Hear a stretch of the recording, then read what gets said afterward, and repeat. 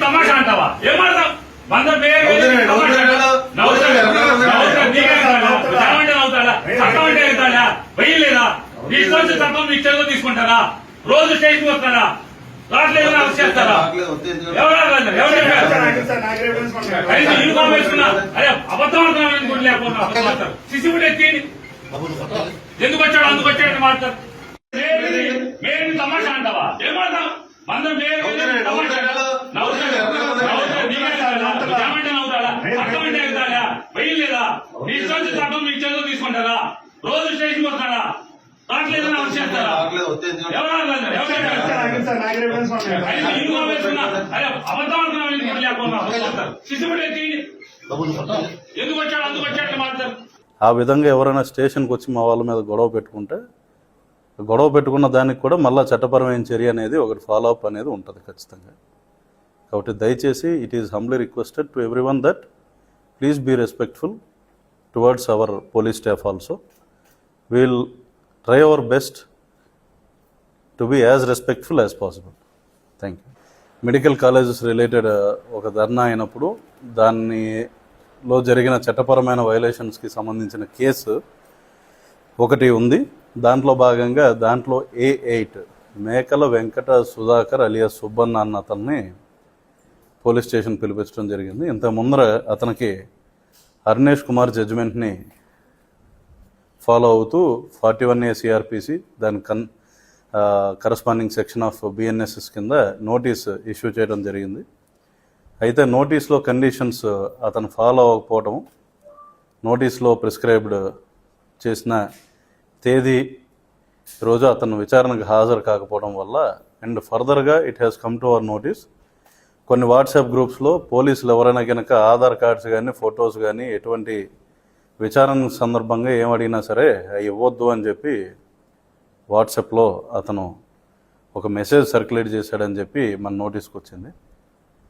దీంట్లో మేము గమనించింది ఏంటంటే ఫస్ట్ విచారణకు సహకరించకపోవడం, దానికి తోడు చుట్టుపక్కల వేరే వాళ్ళను కూడా విచారణకి సహకరించొద్దు అని చెప్పడం అనేది మా దృష్టికి వచ్చింది. ఇది లా యొక్క వైలేషన్ కాబట్టి అతన్ని రిమాండ్కి పెట్టే దానికోసం పిలిపించడం జరిగింది.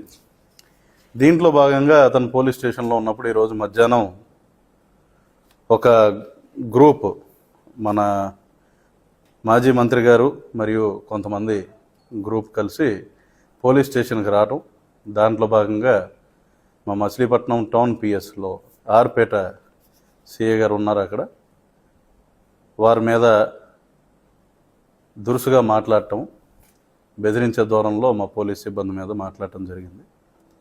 ఇది మా దృష్టికి వచ్చింది. వివిధ మీడియా మాధ్యమాల్లో కూడా వీడియోస్ వైరల్ అవ్వడం జరిగింది. దీన్ని కృష్ణా జిల్లా పోలీసుల తరఫున మేము ఖండిస్తున్నాం.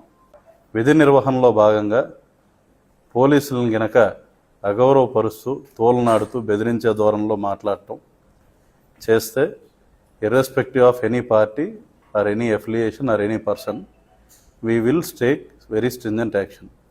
చట్టపరంగా ఖచ్చితంగా వారి మీద చర్యలు తీసుకోబడతాయి.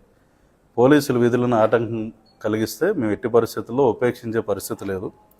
మా విధులకు ఆటంకం కలిగిస్తూ స్టేషన్కి వచ్చి దౌర్జన్యం చేసి ఈ విధంగా ఎక్కువ మందిని తీసుకొచ్చి గొడవ చేసే విధంగా SHO ఛాంబర్లోకి వెళ్ళిపోయి వదలాలి అని చెప్పి ఇన్సిస్ట్ చేయడం అనేది సరైన పద్ధతి కాదని చెప్పి భావిస్తున్నాం. చూసుకుంటే ఇది ఒక పార్టీయో ఒక పర్సనో అని కాకుండా anywhere for that matter within the district స్టేషన్స్లోకి వచ్చినప్పుడు ఎవరినైనా విధి నిర్వహణలో భాగంగా యాజ్ పర్ ప్రొసీజర్ తీసుకొచ్చినప్పుడు ఈ విధంగా వాళ్ళని బలవంతంగా విడిపించుకుని పోవాలనే ఉద్దేశంతో కానీ, లేదంటే స్టేషన్కి వచ్చి వదలకపోతే ఇలా చేస్తాం అలా చేస్తాం తర్వాత ఈ పరిణామం ఉంటుంది అది ఉంటుంది ఇది ఉంటుంది అని బెదిరిస్తే వాటికి భయపడే పరిస్థితుల్లో పోలీస్ డిపార్ట్మెంట్ అయితే లేదు.